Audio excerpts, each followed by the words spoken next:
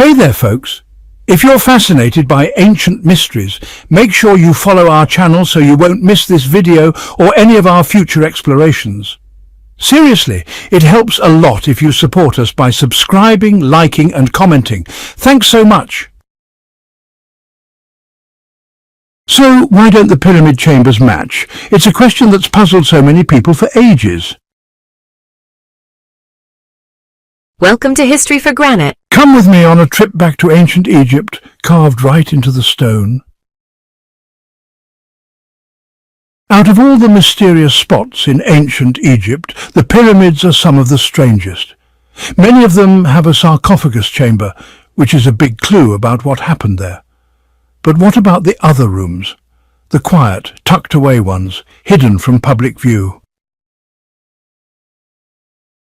Things get even more puzzling because the kings of the Old Kingdom kept radically changing the chamber layouts from pyramid to pyramid. How can we make sense of it all when so many pyramid interiors look completely different? And why did the ancient Egyptians keep changing the design so much during that period? In this video, we'll compare the rooms of Old Kingdom pyramids to get a better idea of what they might have been for. A single room can seem mysterious on its own, but when you compare them, patterns start to appear that hint at a shared purpose. Before I share my own take on this tricky subject, I want to start with how Egyptologists themselves have evaluated these chamber layouts. For that, I'm looking at a peer-reviewed paper from the German Archaeological Institute in Cairo, written by the late Rainer Stadelmann, who served as director for 9 years and worked on many pyramid excavations until his death in 2019. The paper's title is The Three-Chamber System of Royal Tombs in the Old Kingdom. Stadelmann's basic idea was that for about 1,000 years, covering 6 dynasties, royal pyramids were built with a standard 3-room design. He compared examples from the 4th dynasty onward and claimed that this layout was a deliberate, uniform tradition. Other scholars like Lehner and Hawass agreed, describing the 3-chamber layout as a consistent, pre-planned model. But here's the thing. Stadelmann never actually gave a reason why there should be 3 chambers. He also didn't link them to the pyramid texts of the later Old Kingdom. And when you start looking closely, the 3-room system falls apart pretty quickly. In some cases he counted spaces as rooms that probably shouldn't be, while ignoring others that obviously should. For example,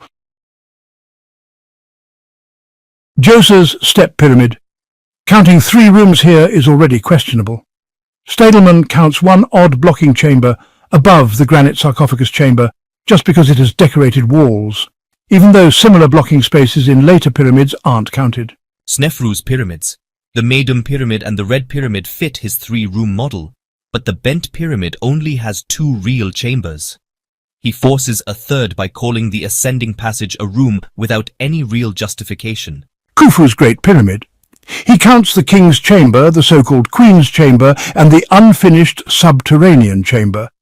But he completely ignores the massive grand gallery, which is far larger than the bent pyramid's 3rd room he counted earlier. Khafra's pyramid only has 2 obvious chambers. To make it 3, he splits the burial chamber into 2 rooms because of a floor change, which historically wasn't even original. Menkaura's pyramid counts the burial chamber, an antechamber with 6 small storerooms and an upper chamber. But strangely, he excludes another decorated chamber near the entrance, this time because it's decorated. You can see the problem. There's no consistent logic.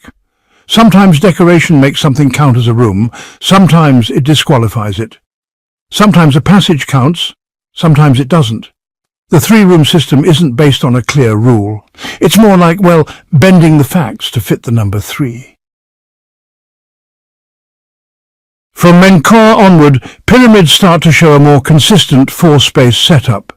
There's a burial chamber with a sarcophagus, an antechamber in the center of the pyramid, a storeroom, and a vestibule, a small chamber, at the bottom of the descending passage, just before a portcullis block. Stadelmann tended to ignore these vestibules, but they seem important. They're always the first room you enter before the rest of the pyramid is blocked off. Some Egyptologists think they were used for the breaking of the red pots ritual, a ceremony where pottery offerings were smashed. But that ritual's spells are actually found in burial chambers, not in these vestibules. The pyramid texts in vestibules are usually about opening the door to the sky, which would make sense if the nearby portcullis was seen as a symbolic door. My own model is that these vestibules were practical as well as ceremonial. They allowed controlled access to the pyramid interior for a long time after burial. Priests could bring offerings into the vestibule without entering the sacred core of the pyramid. Later, a granite block would permanently seal it. Storerooms, found in every pyramid from Menkaure onward, were probably used to keep permanent offerings or ritual items. They're not sealed, so they're not like serdabs or statue chambers. Their long, narrow shape resembles storerooms in pyramid temples, suggesting a functional rather than purely symbolic purpose.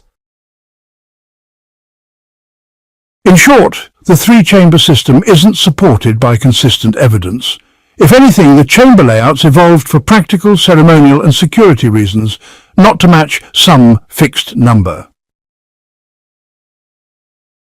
Finally, at the end of our journey, thank you so much for listening and exploring these mysteries with us.